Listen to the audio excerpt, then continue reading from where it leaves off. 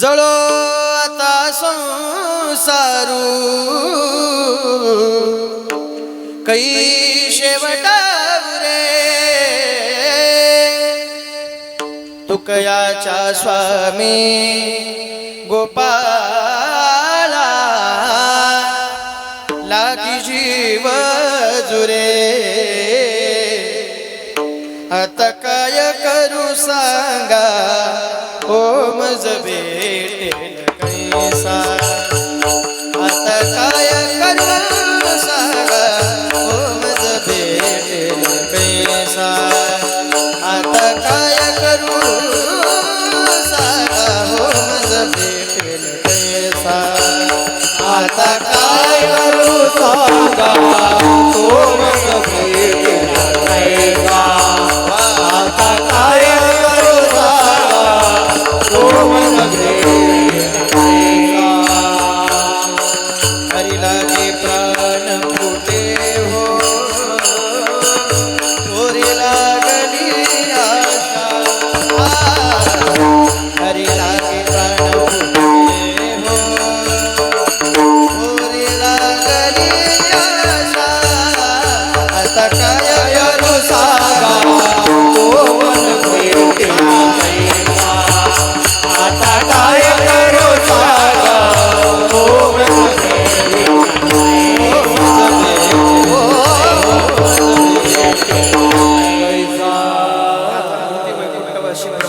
बोधे बाबांच्या ठेवणीतली चाल लावी ती उशिरा बहुओढ ती ओढ सांभाळिता सांग असांग दुःख पावले पीडा सासूची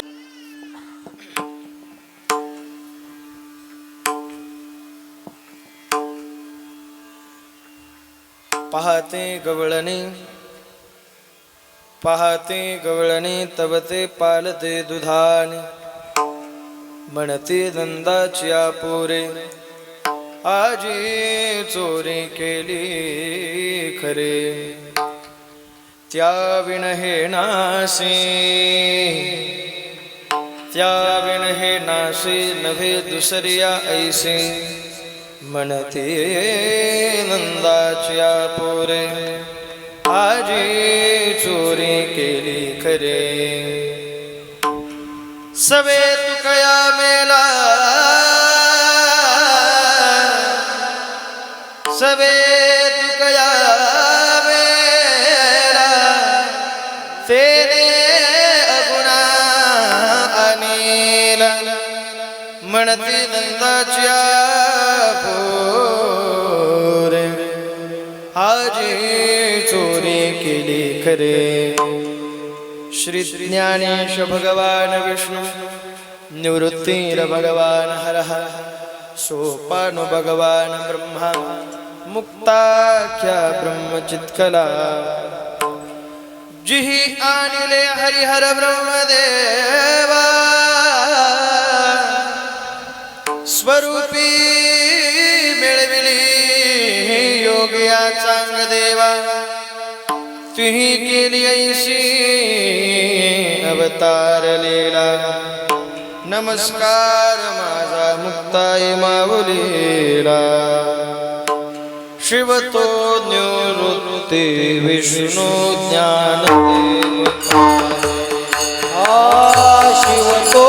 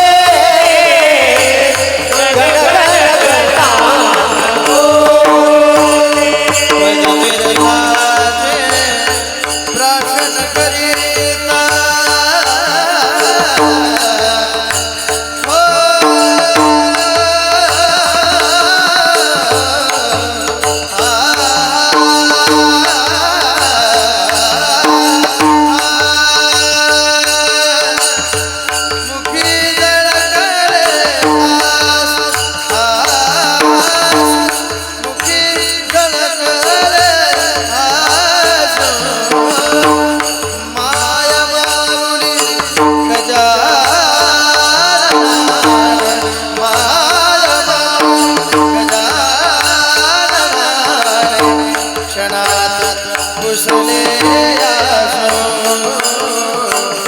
क्षणात पुसले आसो टाळी वाजवा सर्वांनी एक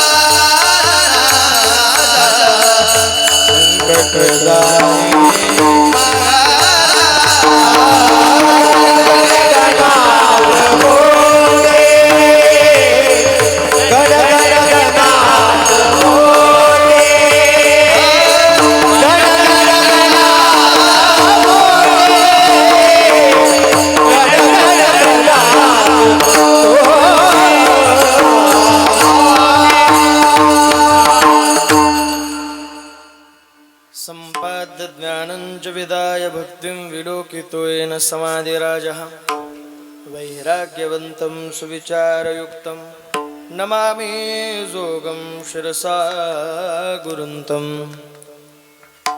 पाहते गवळणी तव ते पालते दुधाणे म्हणते नंदाची आपुरे आजी चोरी केली खरे कैवल्य कनकदाते भगवान महावैष्णव संत श्रेष्ठ माऊली ज्ञानोबराया जगद्गुरु जगदवंदिन्य वैराग्याचे महामेरू श्रीमंत संत भगवान श्री तुकोबराय मुक्तात मुक्त असणाऱ्या श्रेष्ठात श्रेष्ठ असणाऱ्या सर्वत्रात वरिष्ठ असणाऱ्या श्रीमंत श्री आदिशक्ती जगन्माता मुक्ताबाई ज्या संत महात्म्यांच्या दर्शनाने आपल्या प्रत्येकाच्या जीवनाचा उद्धार किंबहुना जन्माला आल्याचं सार्थक म्हणून आपण आपल्या आयुष्याचं कल्याण स्वीकारतो असे विश्वगुरु श्री संत निवृत्तीनाथ श्री सोपान देवा स्वानंद सुखनिवासी गुरुनाम गुरु सद्गुरु जोग महाराज आदी करून सकल साधू संत या संत परंपरेला सुशोभित करणाऱ्या वारकरी संप्रदायाच्या विशाल वटवृक्षाला लागलेल्या गोंडस फळांपैकी एक असणारे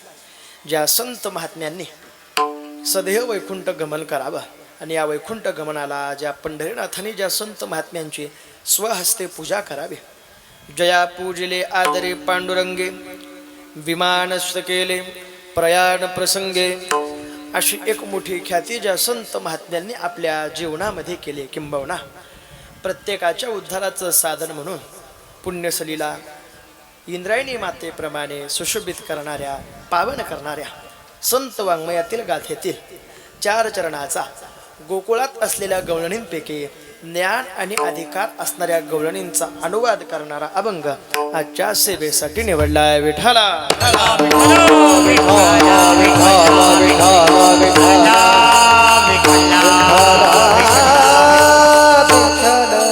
अभंगावर बोश्रुत चिंतन करण्यापूर्वी उपस्थित भाविक वारकरी श्रोते सज्जन मायबा काही कारणाने काही निमित्ताने या ठिकाणी उपस्थित आहेत सर्वांना ज्ञात असेल पुरुषोत्तम मासानिमित्ताने अखंड नाम संकीर्तन सप्ताह आपल्या या पवित्र पावन कुरण वस्तीमध्ये गोंदेगाव तालुका निफाड जिल्हा नाशिक या ठिकाणी मोठ्या आनंदाने आपण हा सप्ताह संपन्न करत आहोत सर्व ग्रामस्थांच्या किंवा वस्तीमध्ये राहणाऱ्या प्रत्येक वारकऱ्यांच्या समर्पणाने समन्वयाने उपस्थितीने प्रत्येकाच्या सहकार्याच्या भूमिकेतून हा सप्ताह मोठ्या आनंदाने संपन्न होतोय संपन्न होत असताना थोड्या मोठ्यांचे आशीर्वाद आपल्या या सप्ताहासाठी लागले त्यामध्ये ब्रह्मलीन ब्रह्मभूत श्री संत भगवान बाबा जनार्दन स्वामी महाराज आदी करून सकल साधू संत या संत महात्म्यांच्या आशीर्वादाने भगवंताच्या कृपा आशीर्वादाने या सप्ताहाच्या माध्यमातून आपण सर्वजण आपल्या वाटेला आलेली सेवा मोठ्या आनंदाने करत आहात मोठा भाव आपण भगवंताच्या चरणापाशी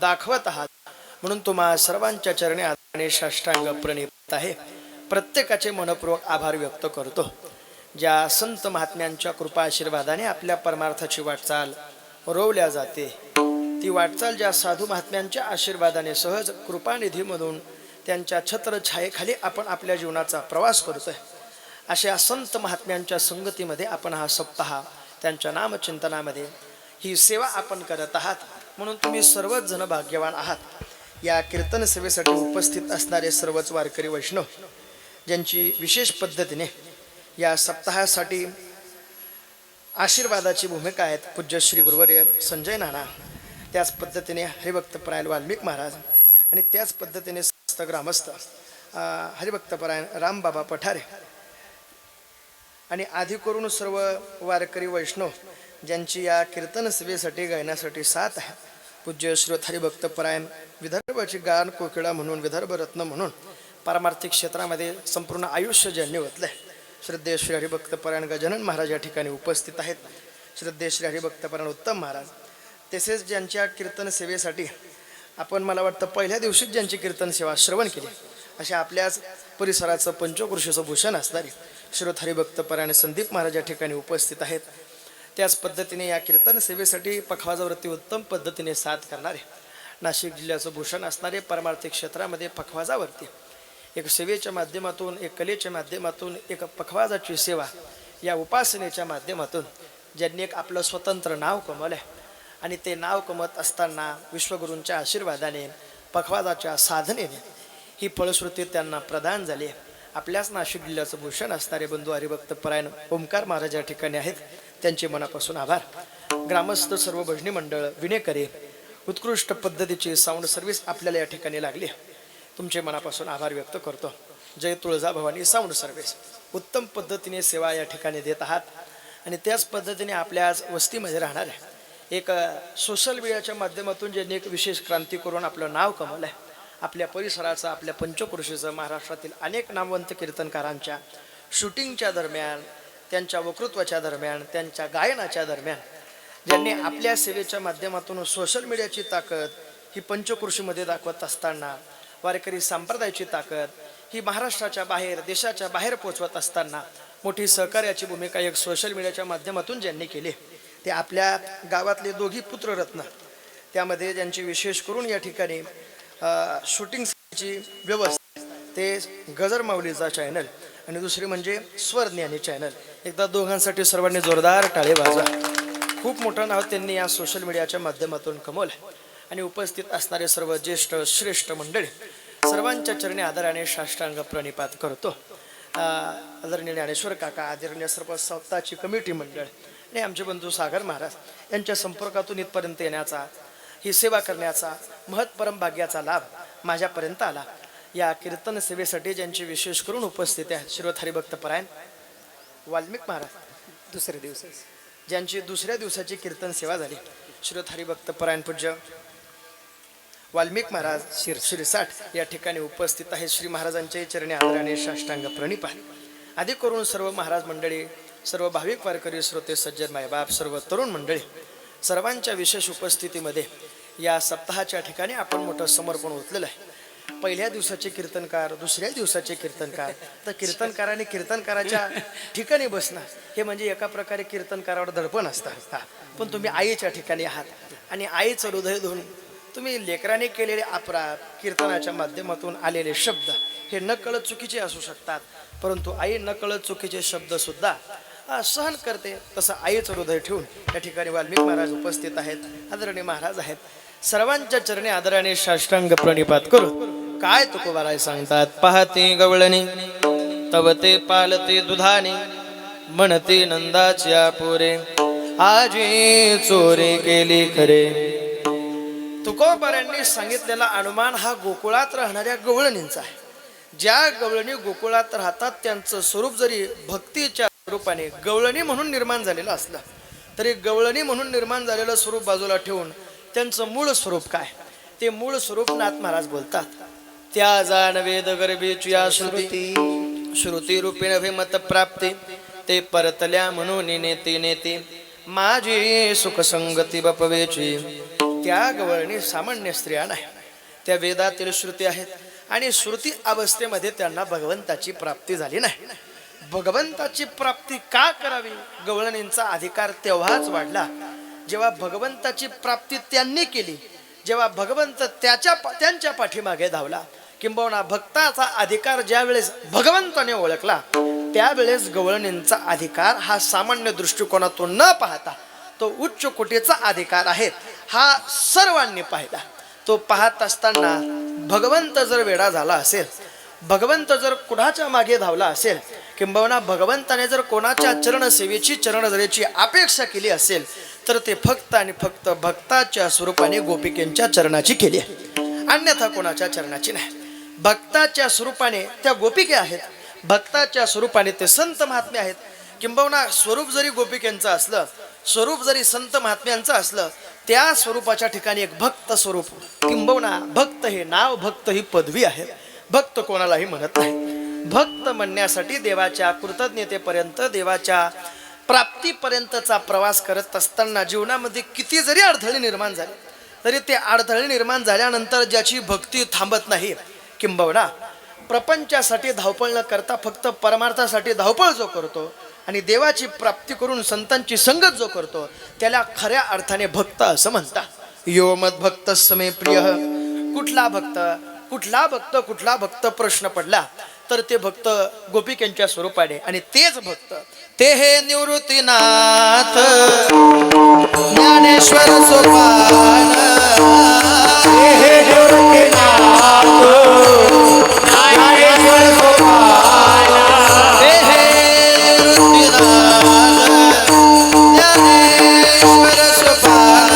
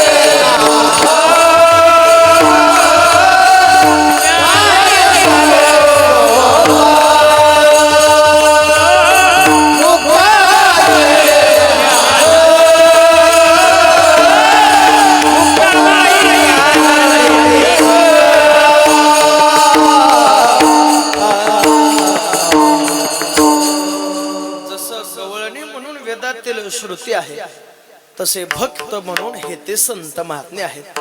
कोण ते हे निवृत्तीनाथ ज्ञानेश्वर सोपान मुक्ताबाई ज्ञानदीप्ती कळा. आधी करून संत म्हणून ज्यांची ओळख आहे, जे जे संत आहेत त्यांचा अधिकार भक्ताच्या ठिकाणी आहे. ऐका, ब्रह्मलीन श्री संत भगवान बाबा, ब्रह्मलीन श्री संत वामन भाऊ महाराज, ब्रह्मलीन श्री संत जनार्दन स्वामी महाराज, आधी करून स्वानंद सुखनास गुरुनाम गुरु सद्गुरु जोग महाराज यांचा अधिकार भक्ताच्या ठिकाणी पाहिला जातो. यांची भक्ती परमार्थिक क्षेत्रामधली एवढी उच्च कोटीची भक्ती होती, ती भक्ती करत असताना त्यांच्या भक्तीमध्ये कधी स्वार्थ आला नाही आणि आपल्या भक्तीमध्ये निस्वार्थ भूमिका कधी येत नाही.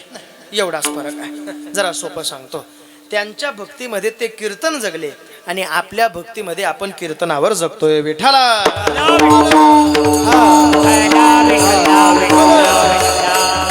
त्यांच्या भक्तीमध्ये त्यांनी प्रपंचाचा परमार्थ केला आणि आपल्या भक्तीमध्ये आपण परमार्थाचा प्रपंच करतोय. जरा माफी मागून बोलतो. आदरणीय वाल्मिक महाराज आहेत, आदरणीय श्रद्धे महाराज आहेत. काय त्यांच्या भक्तीमध्ये त्यांनी जमिनी विकून मंदिर बांधले आणि आपल्या भक्तीमध्ये आपण मंदिर बांधता बांधता जमिनी विकत घेतो. एवढाच फरक आढळतो. हा ऐका, हे काहींना आज समजेल, काहींना जेवता जेवता समजेल, काहींना घरी जाता जाता समजेल, हळूहळू प्रत्येकाला कळेल. ऐका, त्यांची भक्ती किती श्रेष्ठ. त्यांची भक्ती सांगत असताना ज्ञानोबराय बोलतात, का जाकल्या गठीचा दिवा नेनोजी काय झाले तेव्हा या रीती जो पांडवा देह ठेवी. त्यांचा हा अधिकार सामान्य दृष्टिकोनातून नाही. बघा, भगवंत सांगतात, नैव किंचित करोमी ती युक्तो म्हणणे तत्त्वविद पश्यन शृण्वन स्पृशन जिग्रन नश्नन गच्छन स्वपन श्वसन प्रलपन विसृजन गृहन उन्मिषण निमिषण पेंद्रियान इंद्रियार्थेषु वर्तन्ते तिदारयत. संतांचा अधिकार आपल्या दृष्टिकोनातून आपल्यासारखे बघतात, आपल्यासारखे चालतात, आपल्यासारखं श्रवण करतात, आपल्यासारखं बोलतात, आपल्यासारखं पाहतात. पण त्यांच्या पाहण्यामध्ये, त्यांच्या चालण्यामध्ये, त्यांच्या बोलण्यामध्ये, त्यांच्या श्रवणामध्ये किंबहुना त्यांच्या वागण्यामध्ये एक फरक आहे. तो कसा? मनस्य एकम हे त्यांचं वागणं आहे. मनस्य एकम हे त्यांचं वागणं आहे. परंतु आपलं वागणं तसं नाही. आपलं वागणं म्हणजे मनस्य अन्यद.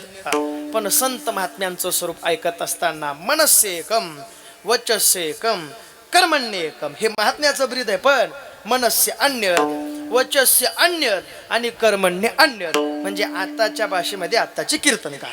जरा अवघड नाही, सोपं आहे. काय त्यांचं वचन किती श्रेष्ठ. ते श्रेष्ठ वचन जर मुखामधून आलं तरी ते अमृत वचन वागतात. त्यांच्या मुखातून आलेलं संत वाङ्मय म्हणजे संतांचं वाङ्मय हे किती उद्धाराचं असं ऐका. संतांची वाणी अमृताची खाणी. संतांचं वाङ्मय जीवन चिन्मय बनवतं. संतांचे बोल समुद्रापेक्षाही खोल. संत संत आहेत किती श्रेष्ठ. त्यांचं श्रेष्ठत्व देवाने आपल्या नजरेने पाहिलं म्हणून देवाने ते समाधी घेत असताना ढाय मोकळून रडावं. ज्या विश्वगुरूंच्या पावन समाधी स्थळामध्ये पंचकृषीमध्ये आपण राहत असताना भगवान श्री विश्वगुरू निवृत्तीनाथांचा अधिकार सामान्य नाही. तो अधिकार म्हणजे ज्ञानोबारांचे धर्मगुरू विश्वगुरू निवृत्तीनाथ आहेत.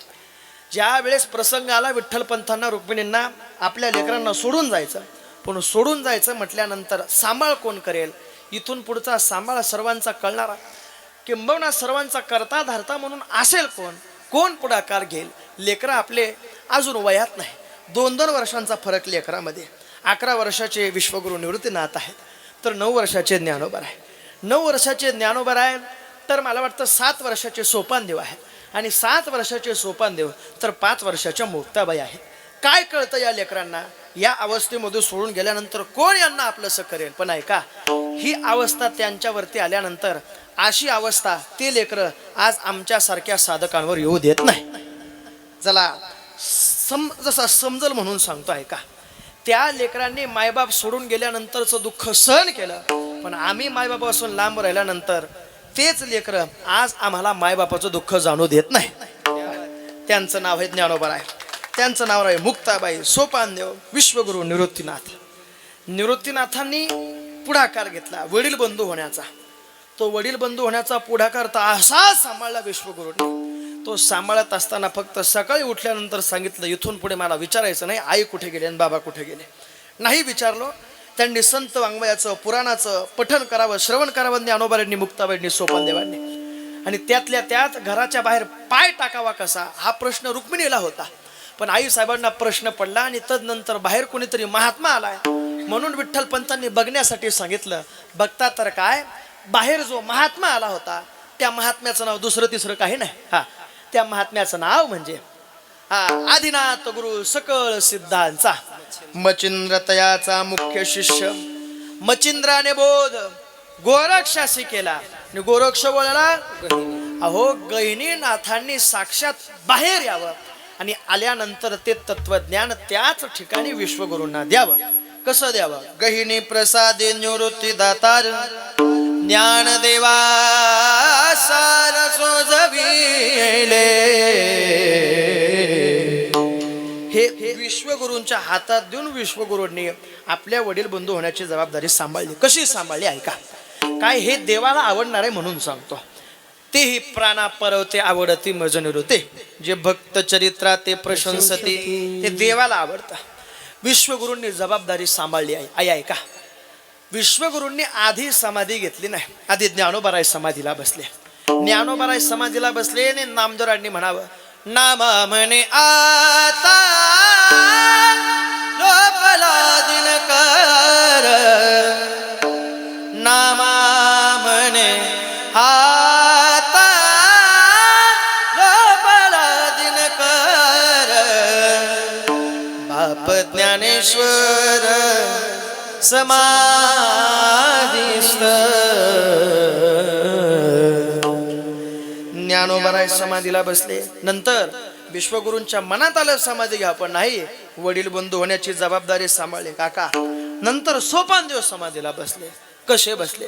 नामा पंढरी नाचत ज्ञानेश्वर अलंकापुरी शोभत, सोपान संवत्सरी मिरवत, निवृत्ती त्र्यंबक शिखरी. सोपान दिवस समाधीला बसतात आणि नंतर मुक्ताबाईंचं मन रमत नाही. मन न रमणाऱ्या मुक्ताबाई या कान्हा देशाच्या दिशेने वाटचाल करतात. ती वाटचाल करत असताना छत्रपती संभाजीनगर, सिल्लोड या मार्गक्रमाने येत असताना हैदराबादला येतात, म्हणजे आताच्या मुक्ताईनगरला येतात. मन प्रसन्न करणारं स्थान त्यांना दिसतं ते म्हणजे जिथे तापी मैया आहे, जिथे सोमेश्वर नागे शिवपुरातन, तेथे परशुरामे मारियेला बाण, महत्ग्राम त्या शक्ती दैवताला, नमस्कार माझा मुक्ताई माऊलीला. पाहिलं आई साहेबांनी ते स्थळ निवडल्यानंतर मुक्ताबाईंनी त्याच ठिकाणी गुप्त व्हावं. कडाडली वीज निरंजनी जेव्हा, मुक्ताबाई तेव्हा गुप्त झाल्या. 3 संतांनी अवतार कार्य संपवल्यानंतर मुक्ताबाई गुप्त झाल्या. मग नंतर विश्वगुरूंनी आपल्या वडील बंधू होण्याची जबाबदारी आता संपली, म्हणून समाधी घेणं हे देवासमोर ठेवणं. हे ठेवल्यानंतर देवाने सांगितलं समाधी घेऊ नका. विश्वगुरूंनी सांगितलं आमचं वचन आहे, मनस्येकम वचस्येकम कर्मण्येक, आम्ही समाधी घेणार. निघाले. प्रसंग आढळल्यानंतर स्थान निवडलं त्र्यंबकेश्वरी. या त्र्यंबकेश्वरी ठिकाणावरती सोपान देव म्हणजेच विश्वगुरू निवृत्तीनाथ ज्ञानोबाराय मुक्ताबाई या संत महात्म्यांच्या आशीर्वादातून किंबहुना या संत महात्म्यांच्या सहकार्याच्या भूमिकेतून अनेक संत महात्मे त्या ठिकाणी एकत्रित आले. सावता महाराज, नामदेवराय आल्यानंतर मार्गक्रमण करावं. हे मार्गक्रमण करत असताना आपण ज्याला आता वणीचा गड म्हणतो, म्हणजे सप्तशृंगी गड, या गडावरती हे संत महात्मे पोहोचले. विश्वगुरू निवृत्तीनाथाने म्हणावं देवा थांबायचं इथं, देवीचं दर्शन घ्यायचं, भगवतीचं दर्शन घ्यायचं आहे. पण मुळात भगवतीचं दर्शन नाही, विश्वगुरूंना आपल्या श्रीगुरूंचं दर्शन घ्यायचं होतं. गैनीनाथांचं, चौरंगीनाथांचं दर्शन घ्यायचं होतं. दर्शन घेतलं. दर्शन घेतल्यानंतर निघाले नाही.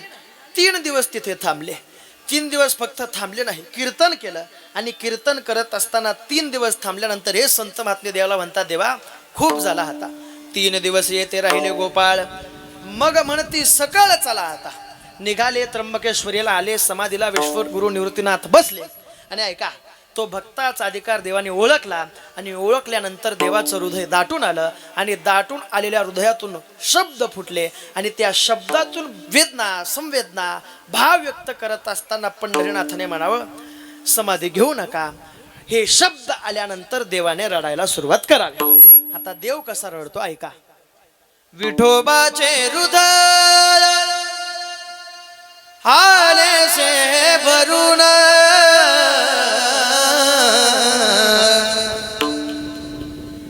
विठोबाचे हृदय आलेसे भरून, झाकी येले नयन निवृत्तीराज, निवृत्तीराजे झाकी येले नयन निवृत्तीराजे, निवृत्तीराजे झाकी येले नयन निवृत्तीराजे. विठोबाचे नयन आले भरून, विठोबाचे हृदय आले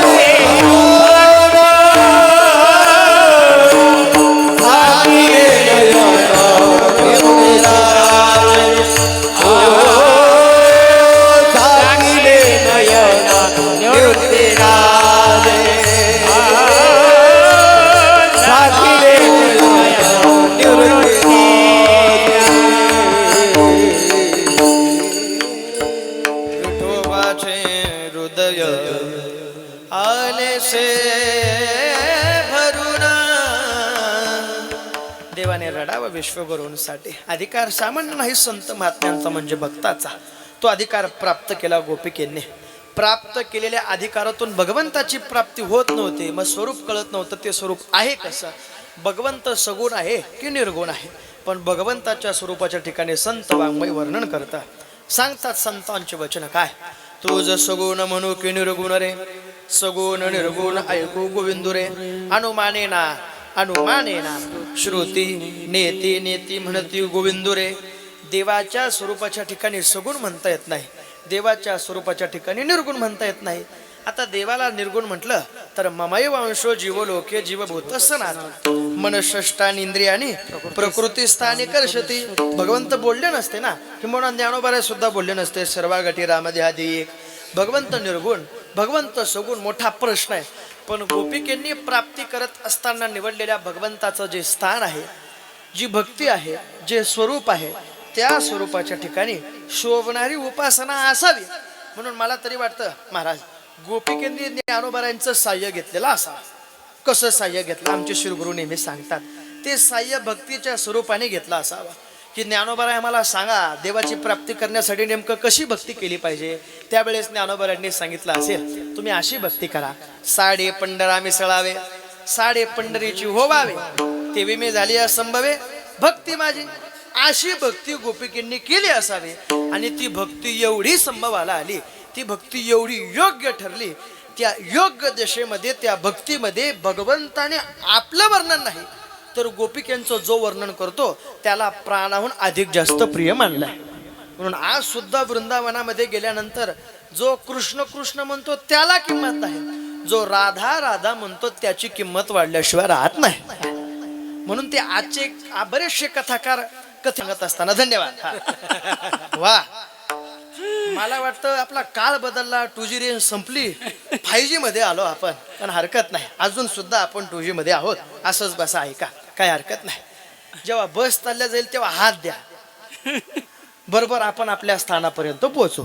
ऐका, भाव सांगत असताना ते नेहमी गोड भाव सांगतात. ते म्हणतात, राधिकेची सुंदरता, गोपिकेंची सुंदरता किती विशेष आहे.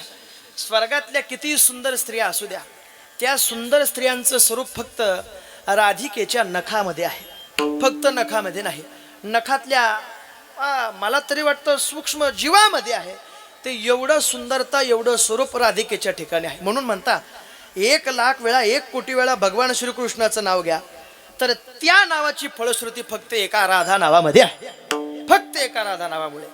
किती ते स्वरूप श्रेष्ठ भगवंताने आपल्या मुखातून गायले. म्हणून भगवंत बोलतात, ज्ञानोबारांच्या मुखातून आलेला गोड भाव आहे.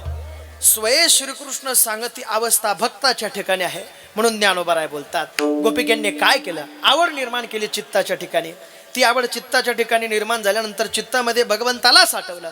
म्हणून ती आवड साठवल्यानंतर, भगवंताला चित्तामध्ये साठवल्यानंतर ज्ञानोबाराय बोलतात, भगवंताचं स्वरूप हे त्या गोपिकेंचं म्हणजे त्या भक्ताचं निजलक्षण आपल्या मुखातून गातात.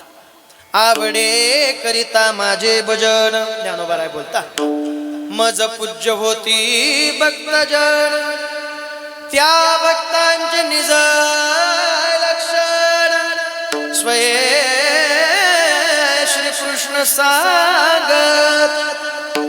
आपल्या मुखातून आलेले उद्गार हे आपल्या लक्षणाचे नाही, हे संत महात्म्यांच्या म्हणजेच भक्ताच्या म्हणजे गोपिकेंच्या म्हणजेच वेदातील श्रुतींच्या अधिकाराला शोभणारे भगवंताच्या मुखातून आलेले उद्गार. केव्हा आले हे उद्गार? जेव्हा गोपिकेंचा अधिकार हा सर्व भगवंताच्या ब्रह्मांडाच्या कानाकोपऱ्यापर्यंत श्रवणाला गेला. तेव्हा एकदा काय झालं, देवाचं पोट दुखायला लागलं. आता पोट दुखणं हा स्वाभाविक गुण आहे, पोट कोणाचंही दुखतं. आता ते जरी कसं जरी दुखत असलं तरी ते दुखतं. वा, धन्यवाद. असं तुम्ही बसा. पोट दुखतं, पोट दुखायला काही कारण लागत नाही, त्याला काही कारण लागतं. एखादा सरळ पुढं जात असला तर पोट दुखतं, एखादा सुखात असला तर पोट दुखतं, एखाद्याचं नाव होत असेल तर पोट दुखतं. आता पोट दुखणं अनेक पद्धतीने पोटदुखी आहे. आपल्याला अनुभवातलं सांगतो आहे का काय आहे. ज्ञानोबारांना, संत महात्म्यांना, महापुरुषांना त्रास देणारे बाहेरचे नव्हते. आपल्या सांनी त्रास दिला. ज्ञानोबारांना त्रास काय सामान्य झाला? नाही नाही नाही.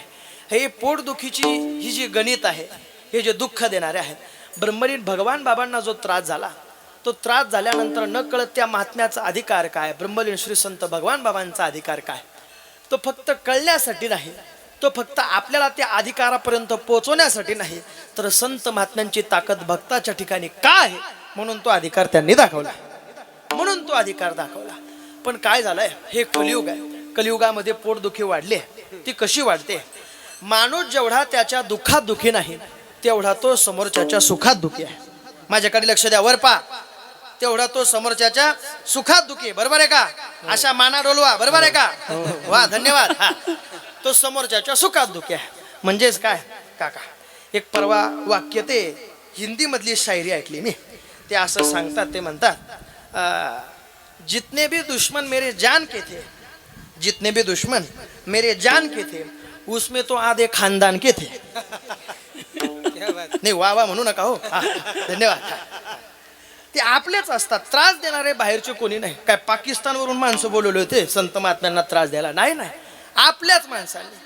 पोटदुखी झाली, पोटदुखी वाढली. वाढल्यानंतर देवाने सांगा आता ही पोटदुखी कशी थांबेल. नारद महर्षींना सांगावं, ह्या पोटदुखीचं फक्त एक कारण आहे, जोपर्यंत भक्ताची चरण रज मला भेटत नाही तोपर्यंत माझी पोटदुखी थांबणार नाही. नारद महर्षींनी सांगावं, देवा काय बोलताय तुम्ही? अहो, भक्ताच्या पायाखालची माती खाण्यासाठी मागतोय. हो, खाण्यासाठी मागतोय. अहो, काय बोलताय तुम्ही? खाण्यासाठी. हो, खाण्यासाठी मागतोय. देवाने हे शब्द वापरले. नारद महर्षी तिथून मागे सरकले. देवा, हे काय आम्हाला जमणार नाही, तुम्ही दुसरं कोणी पहा. हे आम्ही पुढाकार काय घेऊ शकणार नाही. तुम्हाला आमच्या पायाखालची माती खायला देणं म्हणजे स्वतःच्या पायावर दोंडा मारण्यासारखं आहे. आणि ते पाप काय माथ्यावर येणारं कमी असेल, आम्हाला हे जमणार नाही. तुम्ही दुसरं कोणताही गिराईक पहा. पण तेव्हा देवाची पोटदुखी एवढी वाढली, एवढी वाढली, त्या वेदना भगवंताला सहन होत नव्हत्या.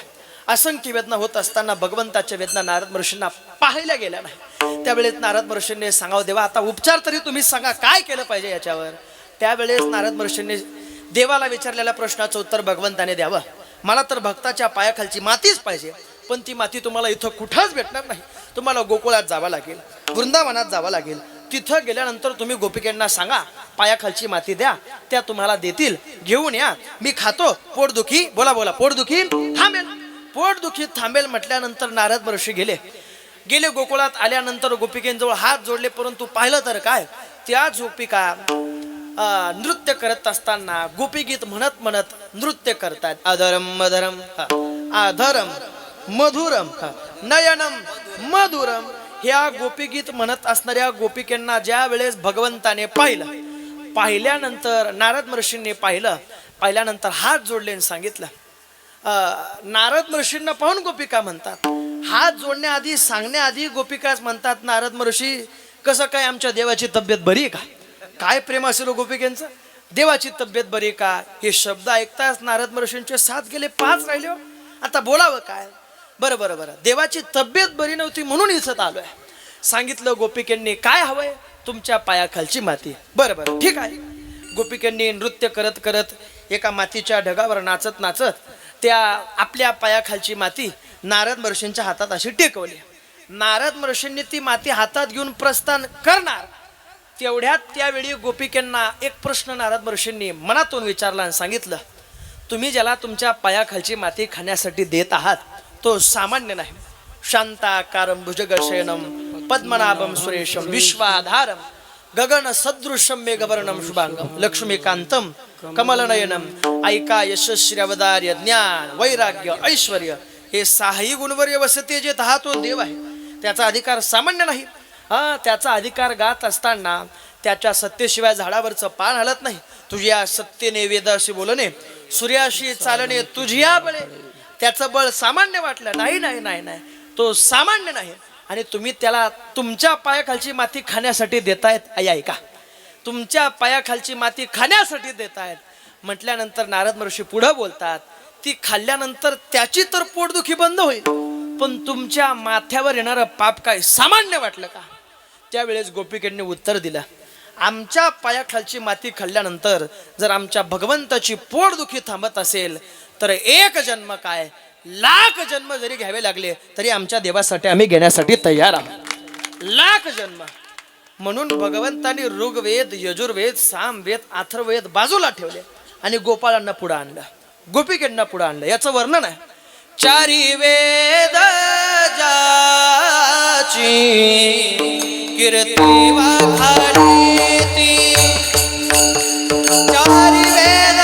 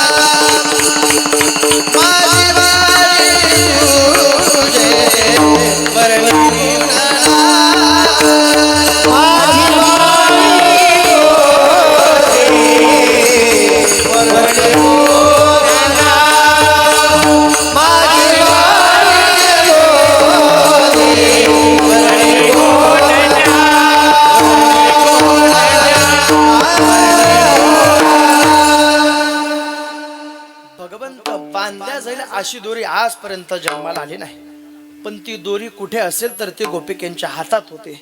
म्हणून बांधवी हाती गवळणींच्या भक्तीची दोरी. त्या भक्तीच्याच दोरीने भगवंताने काय केलं, भगवंताने काय काय केलं नाही हे विचारा. हो, भगवंताने काय केलं हे विचारू नका. भगवंताने काय काय केलं ऐका. उद्धवजी चल विदुरा घर जाय, शबरी के बेर सुदाम जी के चावल, शबरी के बेर सुदाम जी के चावल, रुचि रुचि भोग लगाए,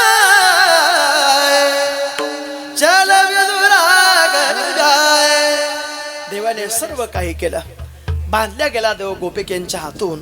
पण ज्या गोपिकेंनी देवाला बांधलं त्या गोपिका आपला अधिकार न दाखवता कुठल्या स्वरूपाने देवाला त्यांनी बांधलं ते स्वरूप आहे. कोणी सुना, कोणी लेकी, कोणी एकी स्वतंत्र. बांधल्या गेला देव. बांधल्या गेलेला देवाला कुठल्या स्वरूपाने बांधलं? कोणी सुनांनी, कोणी लेकींनी, कोणी सासवांनी. देवाची प्राप्ती करण्यासाठी यांनी तळमळ केली. कोणी सुना आहेत, कोणी लेकी आहेत, कोणी सासवा आहे. आता ऐका, सुना कोण, सासवा कोण, लेकी कोण? ऐका, कर्मपर असणाऱ्या श्रुती सुना झाल्या, उपासनापर असणाऱ्या श्रुती लेकी झाल्या आणि ज्ञानपर असणाऱ्या श्रुती सासवा झाल्या. उपासना कर्म, कर्माचा अधिकार परतंत्र आहेत. म्हणून सून नेहमी परतंत्र असते. ती किती परतंत्र असते बघा. पूर्वीच्या लेकीला काळजी असायची, आपल्याला येणारं आपलं सासर कसं असेल, आपला पती कसा असेल, आपली सासू आपल्याला नीट वागणूक देईल का, ते आपल्याला राबवतील का, आपले हाल होणार नाहीत ना, आपले ते काळजी करतील का, मला माहेरी येऊ देतील का, मला आईचं प्रेम भेटेल का, मला काम जास्ती लावतील का, अशी चिंता कोण करायचं पूर्वी बोला? पोरगी करायची, लेक करायची की माझं येणारं सासर कसं असेल. पण अशी चिंता आता पोरगी करत नाही. अशी चिंता आता सासू करते की आता येणारं वादळ कसं असेल. हा, काय गोड असले हो सगळे. येणारं वादळ कसं असेल आणि त्या वादळामध्ये काय काय जाईल. घर जातं का, गाडी जाते का, भांडे जाते का, पोरं जातात का, काय काय जाईल, मोठी चिंता सासूला असते. पण पूर्वी तसं नाही. पूर्वीची सून सकाळी पहाटे उठायची. पूर्वीची सून सांगतोय, पहाटे उठल्यानंतर ती सून काय करायची, सगळं सणा मार्जन केल्यानंतर, तुळशीची उपासना, देवाची पूजा केल्यानंतर मालकाला उठवायची, सांगायची, अहो धनी बघा बघा बघा बघा, पाणी तापवलंय, आंघोळ करा, उशीर होईल तुम्हाला. पण आता तसं राहिलं नाही. आता धनी आधी उठतात, उठल्यानंतर तेच पाणी तापवतात, पाणी तापवल्यानंतर तेच तिला म्हणतात, अगं अगं अगं उठ, बघ तुझ्यासाठी चहा सुद्धा आणलाय. वा, काय प्रेम असेल हो हे. हे प्रेम विशेष प्रेम आहे. हे प्रेम ब्रह्मदेवाच्या गैरहजेरीमध्ये जन्माला आलेलं आहे. या प्रेमाला मूल्य नाही, अमूल्य प्रेम आहे. वा वा, हा ते सबसे ऊंची प्रेम सगळे इथं लावू नका फक्त, आहे का. हा, ते प्रेम विशेष आहे. पण ती गवळण सकाळी उठली. कुठली गवळण? सून. परतंत्र असणारी, कर्मपर असणारी श्रुती उठली. सकाळी उठल्यानंतर भगवंताची भेट घेण्यासाठी तिने निमित्त केलं. काय? फक्त निमित्त असं होतं. माझ्या लेकराने म्हणजे आपल्या सासूला सांगते, तुमच्या नातवाने घरातलं सगळं पाणी सांडलंय, घरात पाण्याचा थेंब नाही. त्यावर तिची सासू म्हणते, जा बाई पाणी घेऊन ये. आता पाणी घेऊन ये म्हटल्यानंतर ती जाते. पण कशी जाते ऐका. बरीला उलंडोनी रीता करी गट, मिस पाण्याची गोविंदाची चट, चाले जड जडा उसून तो निवाट, पाहे पाळतो निवा तोची नीट हो. पाहे पाळतो निवा तोची नीट हो. सून जाते भगवंताच्या भेटीला. ऐका, आई सून असू द्या, लेक असू द्या, किंबहुना सासू असू द्या, एक स्वरूप आहे. त्या स्वरूपाचं नाव आहे स्त्री. त्या स्वरूपाचं नाव आहे शक्ती. त्या शक्तीच्या ठिकाणी हे अनेक अनेक पद्धतीने अनेक रूप नटलेले आहेत. परंतु तिचा अधिकार हा पतिव्रता म्हणून किती श्रेष्ठ असतो. पतिव्रते जैसे किंबहुना तुका म्हणे पतिव्रता आणि तिची देवावरी सत्ता. पतिव्रतेचा अधिकार सामान्य नाही. त्या पतिव्रतेला धर्मपत्नी म्हणतात. त्या धर्मपत्नीला पतिव्रतेचा अधिकार गात असताना तिचा तो अधिकार धर्मपत्नीच्या ठिकाणी असतो. त्या धर्मपत्नीला मराठीमध्ये बायको म्हणतात. त्या धर्मपत्नीला इंग्लिशमध्ये शब्द आहे. बायकोला इंग्लिशमध्ये काय म्हणतात? मोठ्याने बोला, बायकोला इंग्लिशमध्ये काय म्हणतात? अहो, बायकोला इंग्लिशमध्ये काय म्हणतात? सगळे ब्रह्मचारी बसले का? बायकोला इंग्लिशमध्ये काय म्हणतात? वाईफ म्हणजे काय? विदाऊट इन्फॉर्मेशन एनी टाइम जी फाईट करते, वा, तिलाच वाईफ म्हणतात. इन्फॉर्मेशनची माहिती नसू द्या असू द्या, फाईट करण्यासाठी नेहमी तलवार हातामध्ये. त्या तलवारीने जसं राक्षसाचा मान कापली जाते तसं मालकाची मान तुडवली जाते. आता तसं नाही, पण पतिव्रतेचे लक्षण आहे. कार्येषु मंत्री, करणेषु दासी, भोज्येषु माता, शयनेषु रंभा, धर्मानुकूलः क्षमया दरिद्री. हा पतिव्रतेचा अधिकार. ऐका, सुनेची दशा झाली भगवंताच्या प्राप्तीसाठी, ती दशा लेकीची झाली देवाच्या प्राप्तीसाठी, उपासनापर असणाऱ्या श्रुतीची. काय अवस्था झाली? त्या लेकीने तर आपल्या आईला सांगावं, आई ऐकलं का? काय झालं? वृंदावनी वेणू कवनाचा माय बाजे, वृंदावनी वेणू कवनाचा माय बाजे,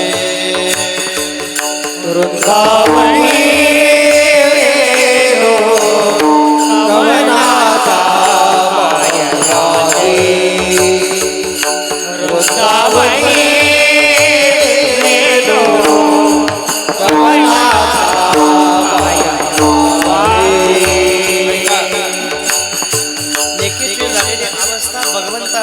नादातून झाली, बासरीतून झाली. मधुर बासरी ज्या वेळेस भगवंत वाजवायला लागले, ती श्रवणाला आल्यानंतर ती लेक आपल्या आईला म्हणते, आई ऐकलं का? बोला, सर्वांनी टाळी वाजवा. वृंदावनी कवनाचा वाजे, वृंदावनी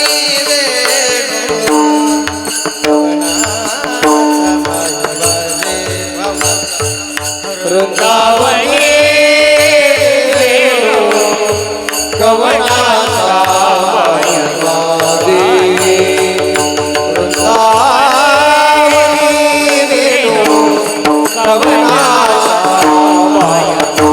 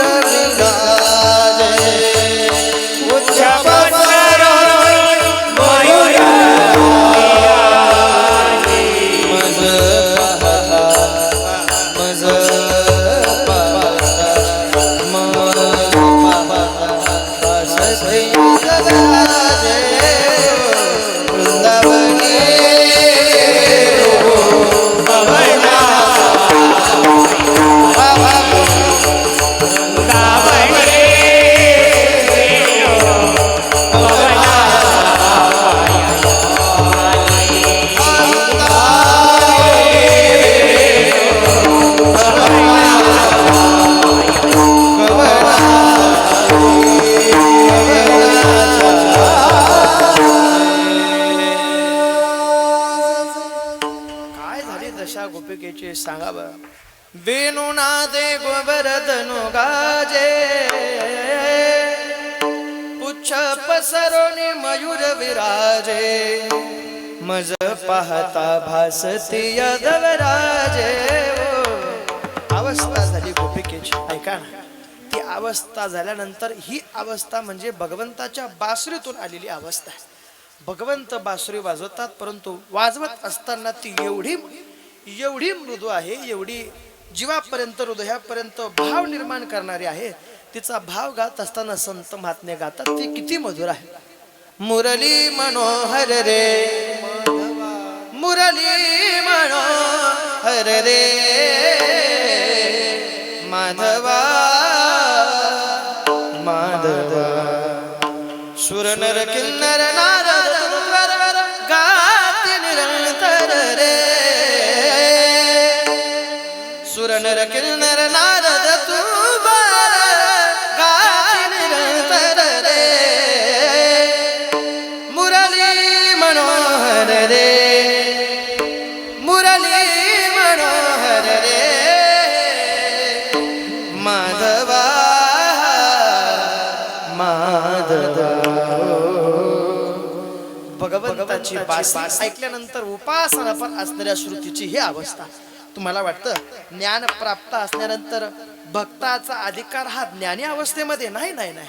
ज्ञानोबराय बोलतात ते अज्ञानी ज्ञानी बुडालिया ज्ञानी कीर्ती मुखत्व केलिया जैसा वन्नी काष्ट जाळून या स्वय जळे. ज्ञानोबरांची परिभाषा खूप गोड आहे. ज्ञानोबरांच्या एकेका ओळीचा विचार करत असताना तो भक्तीचा भावाचा जिव्हाळ्याचा प्रेमाचा तत्वज्ञानाचा उपासनेचा साधनेचा ज्ञानोबरांच्या ज्ञानेश्वरीतून निर्माण होणारा भाव आहे. मी तुम्हाला सांगतो भाव निर्माण करणारे शब्द जगात संपतील परंतु जगात संपून गेलेल्या शब्दांना पुन्हा जन्म देण्याचं किंबहुना प्रसूत करण्याचं काम जर कुठलं संत वाङ्मय करत असेल तर ती ज्ञानोबरांची ज्ञानेश्वरी आहे. फक्त ज्ञानोबरांची ज्ञानेश्वरी जिथे शब्दाला सुद्धा विराम आहे जिथे शब्दाला सुद्धा आराम आहे किंबहुना जिथे शब्दाला सुद्धा विश्राम आहे असं एकमेव स्थान म्हणजे ज्ञानोबरांच्या मुखातून आलेले शब्द आहे. आमचे बाबा आम्हाला नेहमी बोलतात पाठात ते सांगतात वाल्मिक महाराज ते असं सांगतात शब्द एकामेकामध्ये भांडण करतात. भांडण करत असताना ते आपसामध्ये एवढा विरोध करतात की आधी ज्ञानोबरांच्या मुखात कोण जाईल आधी ज्ञानोबरांच्या मुखात कोण जाईल. आला म्हणते मी आधी ज्ञानोबरांच्या मुखात जातो आईला आधी करून सगळे अक्षर एकामेकामध्ये भांडण करतात की ज्ञानोबरांच्या मुखामध्ये आधी आम्ही जाऊ. काय ज्ञानोबरांच्या मुखामध्ये आल्यानंतर शब्दाचा उद्धार आहे. जरा सोपं सांगतो ज्ञानोबरांची ज्ञानेश्वरी आपल्या जीवनाचा उद्धार करेल यात काय नवल. ज्ञानोबरांच्या ज्ञानेश्वरीतला एक अध्याय सुद्धा आपल्या जीवनाचा उद्धार करू शकतो. ज्ञानोबरांच्या ज्ञानेश्वरीने आपला उद्धार व्हावा अध्यायाने उद्धार व्हावा यात काय नवल. ज्ञानोबरांच्या ज्ञानेश्वरीमध्ये आलेली एक ओळ सुद्धा एक ओवी सुद्धा आपल्या जीवनाचा उद्धार करू शकते. ऐका ज्ञानोबरांची ज्ञानेश्वरी काय अध्याय काय ओळ काय अहो अर्धी ओळ सुद्धा मनुष्याच्या जीवनाच्या कल्याणासाठी पुरेशी आहे. ऐका ऐका ऐका अध्याय काय ज्ञानेश्वरी काय ओळ काय अर्धी ओळ काय ज्ञानोबरांच्या ज्ञानेश्वरीमध्ये आलेला एक अक्षर सुद्धा आपल्या जीवनाचा उद्धार करू शकते.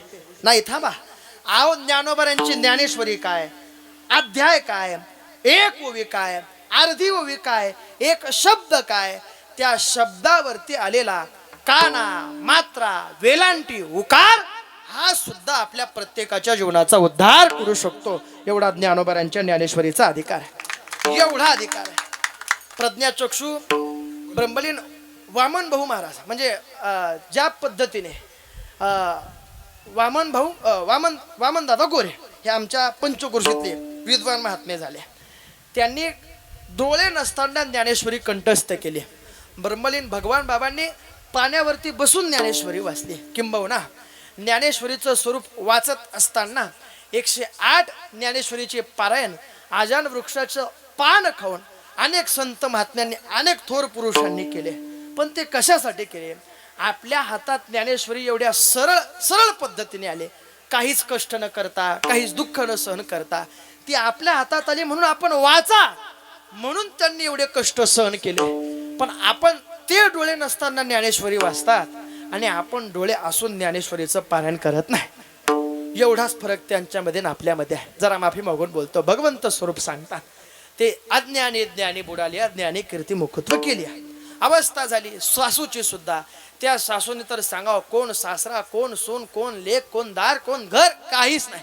हा संसार जळून राग जरी झाला तरी या संसाराची चिंता आता मला नाही. ती सासू म्हणते काय ऐका जळो आता संसारू कै शेवटाव रे तुकयाच्या स्वामी गोपाला लागी जीव जुरे आता काय करू सांगा ओम भेटेल कैसा आता काय करू सांगा ओम भेटेल कैसा आता काय करू सांगा भेटेल कैसा आता काय करू सांगा तो मन भेटेल कैसा आता काय करू सांगा तो मन भेटेल कैसा हरी लागे प्राण फुटे हो थोरी लागली आशा हरी लागे प्राण फुटे हो थोरी लागली आशा आता काय करू सांगा तो मन भेटेल कैसा आता काय करू सांगा तो मन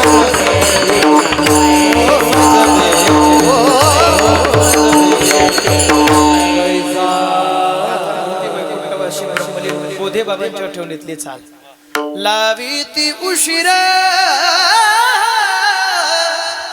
बहुडी ती ओढ सांभाळिता सांग असांग दुःख पावले पीडा सासूची अवस्था देव भेटल्यानंतर तो कसा भेटला हे स्वरूप सांगत असताना आमचे श्री गुरु नेहमी बोलतात देव त्यांना भेटला पण भेटत असताना त्या गवळणींच्या घरामध्ये शिरून भगवंताने चोरी केली गवळणीने सांगितलं आता हा भेटलाय पण हा परत भेटायला नको का भेटायला नको भेटतोय नुकसान करतोय भेटतोय नुकसान करतोय हे काय चांगलंय असं वागणं बरं नवं म्हणून गोपिकेंनी सांगावं काय करावं आता आपण घरात न राहता आपण गावात न राहता आपण गल्लीत न राहता आपण कुठेतरी वस्तीमध्ये राहू जशी आपली वस्ती आहे या वस्तीमध्ये राहू वस्तीमध्ये राहिल्यानंतर आपण सर्व एकत्र येऊ ज्या दुधाने दह्याने भरलेल्या ताकाने लोण्याने भरलेल्या सगळ्या ज्या दुधाने आहेत त्या दुधाने आपण आपल्या संरक्षणाखाली ठेवल्यानंतर संरक्षण करत असताना सर्व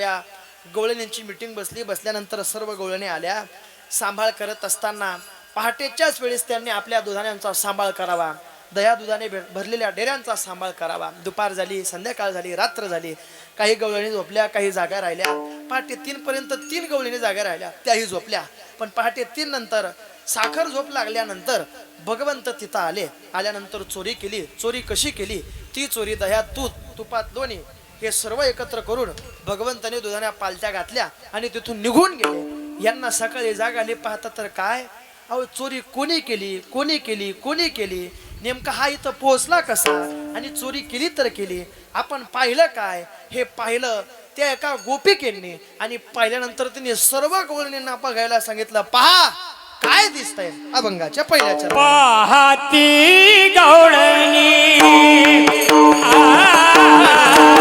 पाहती गवळणी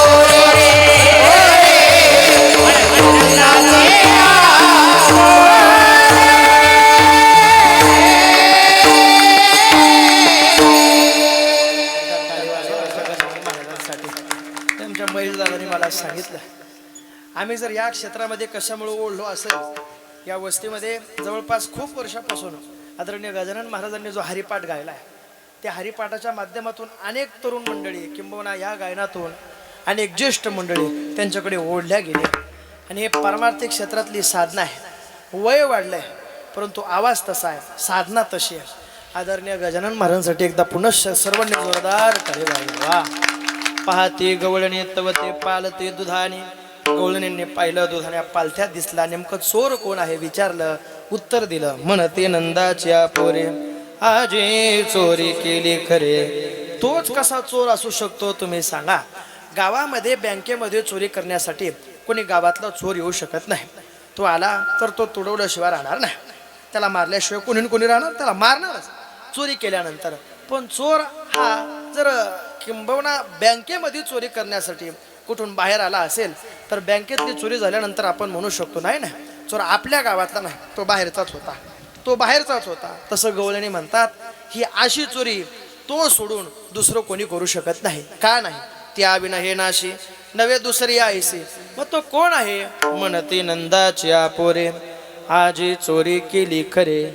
गवळणी चोरी भगवंत करतात म्हणून विसरल्या. काय काय विसरल्या गवळीने, जे विसरल्या ते संत महात्मे सांगतात आपल्याला. भगवंताने चोरी केली परंतु चित्ताची केली. हरिने माझे हरिले चित्त भार वित्त विसरली. पण काय काय विसरल्या गवळणी ऐका. विसरल्या कामधंदा सासू सासऱ्याची नाही मर्यादा.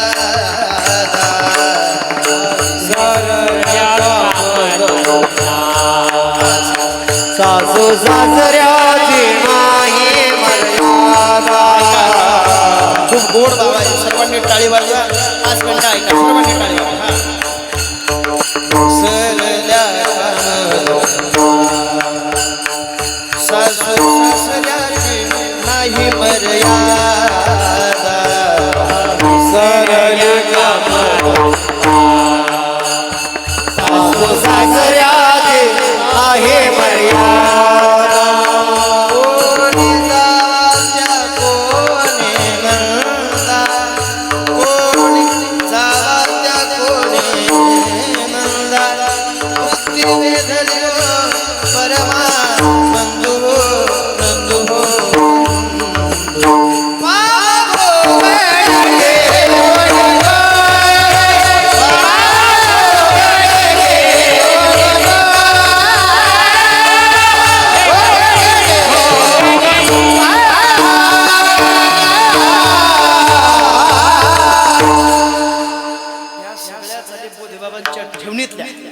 या म्हटल्यानंतर अभंगातला भाव कळतो, सार कळतो, काय म्हणायचं संत महात्म्यांना ते कळतं.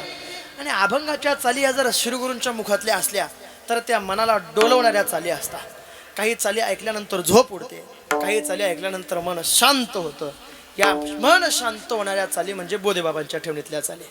विसरल्या कामधंदा. काय विसरल्या. सासू सासऱ्याची नाही मर्यादा. विसरल्या कामधंदा. सासू सासऱ्याची नाही मर्यादा. कोणी जावात कोणी नंदा, कोणी जावात कोणी नंदा. वृत्ती वेधली परवा नंदू नंदू. पावा गोगडी भगवंताने चोरी केल्यामुळे. भगवंत हा ज्ञानातीत आहे. भगवंताचं स्वरूप आम्हाला माहिती आहे. सगुण निर्गुण गुणाचे अवगुण. हरिबिन मन व्यर्थ जाय. देवाला सगुण म्हणता येत नाही. किंबहुना संतांमुळे तो नावा रूपाला आला असे सुद्धा प्रमाण आहे. आला नावा रूपा तुका म्हणे झाला सोपा. अव्यक्त निराकार नाही ज्या आकार. भगवंत हा संतांमुळे नावाला आला, रूपाला आला. आणिला ही रूपाबळे करुणी खळे हरिदासी. संत महात्म्यांमुळे नावाला आलेला देव. मग गवळणींना कळालं हा ज्ञानातीत आहे, हा इथे आला नाही, याला आणल्या गेलंय. मग याला कोण आणू शकतं. सवे तो कया मेला, तो कया मेला.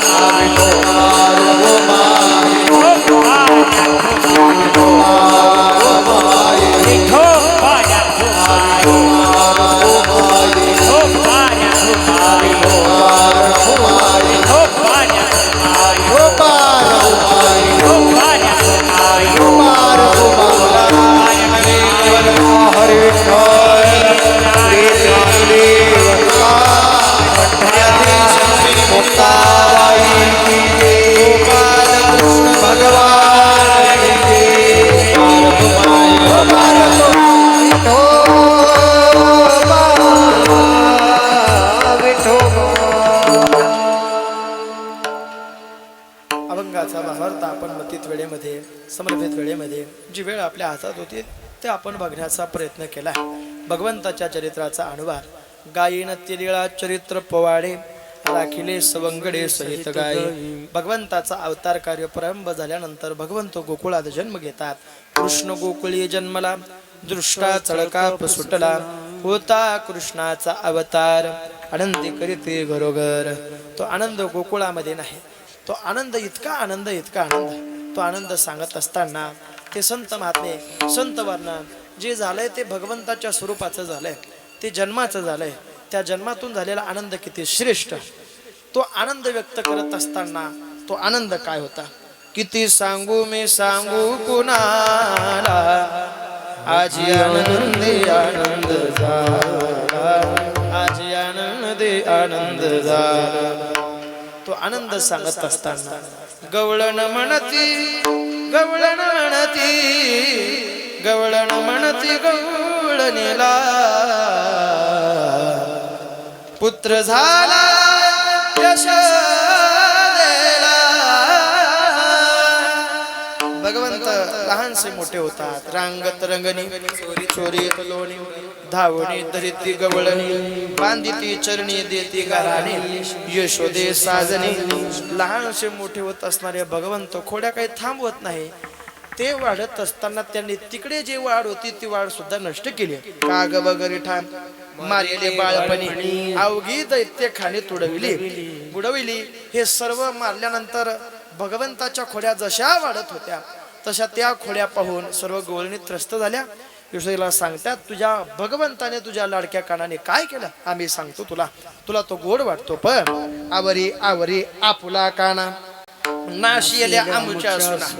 त्यावेळेस गोपिकांचा हा आक्रोश ऐकल्यानंतर यशोदा मातेने म्हणावं, बाळ सगुण गुणाचे ताने गे बाळ दिसतंय गोजिरवाणे, बाळ सगुण गुणाचे ताने गे बाळ दिसतंय गोजिरवाणे. टाळी वाजवा सर्वांनी.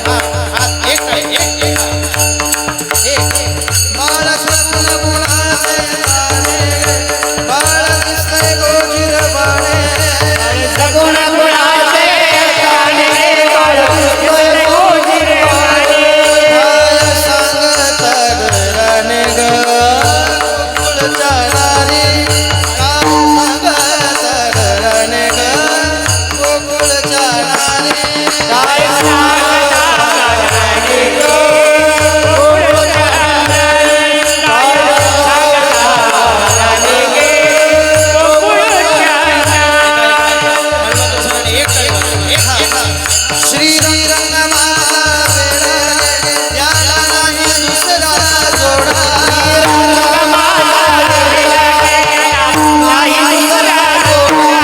श्री रंगमाता वेळा याला नाही दुसरा जोडा.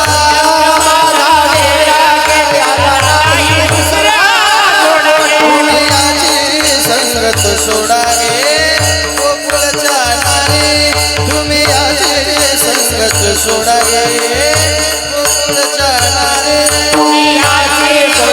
सोडा गे गोकुळच्या नारी, दुनियाची संगत सोडा गे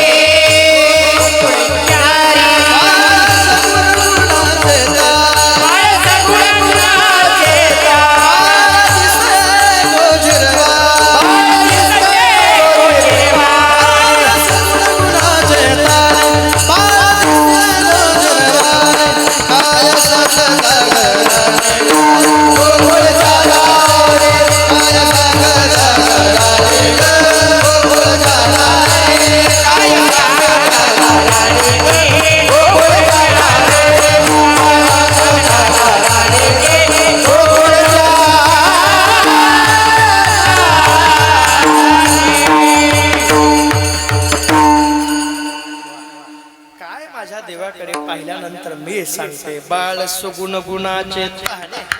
माझा देव, माझा भगवान, माझा कृष्ण, माझा लाला, माझा गोपाळ, माझा सोन्या किती गोड दिसतो. ऐका, बाळ सगुण गुणाचे ताने गे बाळ दिसतंय गोजिरवाणे, काय सांगत गराने ग गोकुळच्या नारी. काय तुम्ही सांगतात, पण एकदा यशोदेला प्रचिती आली. काय केलं यशोदेला अशी प्रचिती आली, या बाबाला याच्या खोड्या बंद व्हाव्यात म्हणून नवस केलेल्या गणपतीलाच या बाबाने आपण गिळलं. गिळल्यानंतर मोदकासोबत गिळलं. विचारलं यशोदेने कुठे गेले मोदक. एक जाडा बाबा आला उंदरावर बसलेला, त्यांनी मोदकही खाल्ले आणि तो निघून गेला. या बाबाने उत्तर दिलं. मग प्रचिती आली यशोदेला. तोंड उघडून पाहिलं, भगवंताचं स्वरूप पाहिलं. ते सामान्य नव्हतं, ते अधिकारी असणारं स्वरूप. त्या खोड्यांच्या स्वरूपाने त्रस्त झालेल्या यशोदा मातेने भगवंताला सांगावं. खांद्यावरी कांबडी कांबडी हातामध्ये काठी हातामध्ये काठी चारितसे देणू सावळा सावळा जगजेठी. सर्वांनी उंच हात करा.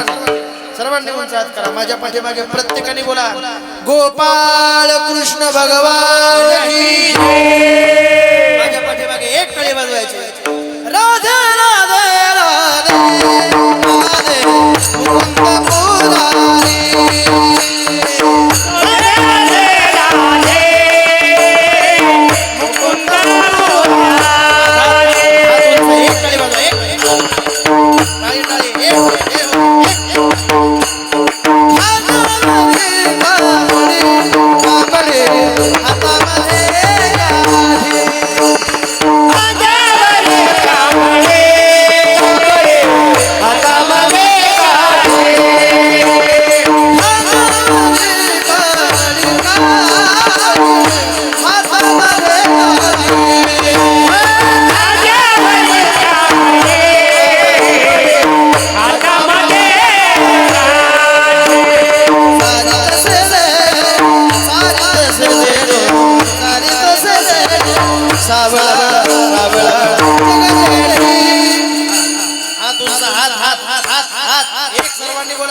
गोपाल कृष्ण भगवान की जय.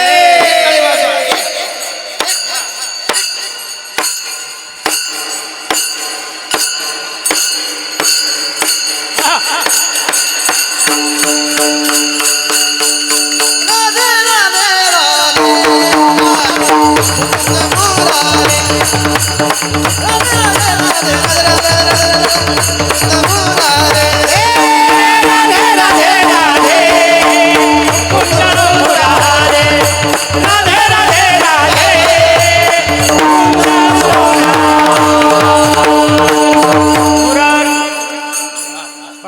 बाबा बसा खाली. ह्या स्वरूपातून अधिकार प्राप्त झालेल्या भगवंताने काय करावं ते स्वरूप बाजूला ठेवून खांद्यावरील कावडी हातामध्ये काठी भगवंत गेले गाई राखण्यासाठी. बसल्यानंतर सर्व गोपाळांना एकत्रित केलं. खेळ खेळले. एक प्रसिद्ध खेळ आहे.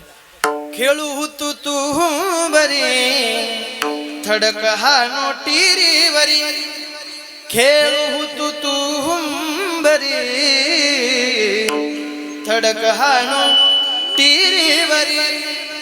आता चालेला दळ भारी आमुचे यशोदेचा हरी. गड्यानो गड्यानो गड्यानो राजा किरे झाला कृष्ण सिंहासनी बसला. भगवंताने खेळ थांबवले. खेळ थांबवल्यानंतर भगवंताने काला केला.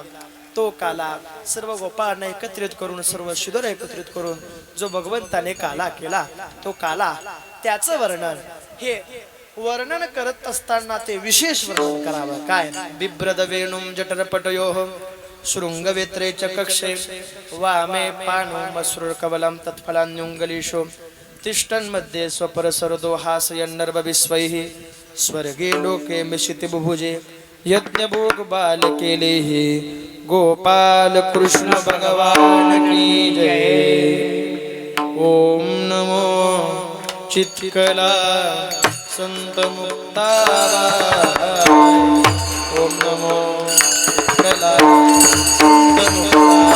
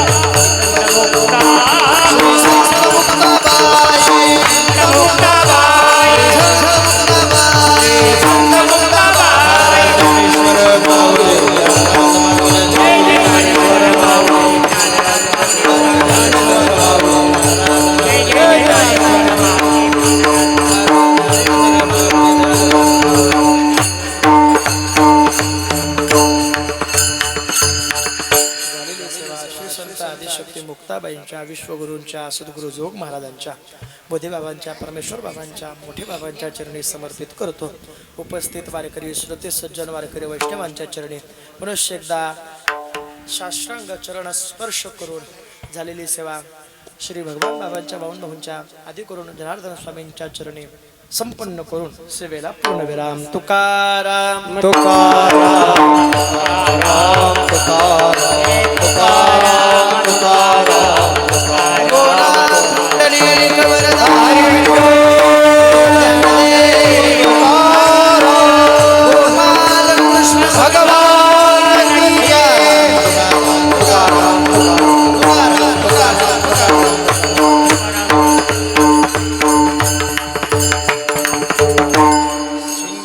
वेले दुरी होतो तिघाची निवडी उभे भारी दोहीकडे मुख पसरोनी गडे वाहातीच्या धारा दुही दुधाच्या तोतरा उभे भारी दोहीकडे मुख पसरोनी गडे तुका म्हणे हाती ठोका दही काला लोमटा अरे दोहीकडे मंदिर हरिला कृष्ण म्हणे अवघा जन्म अवला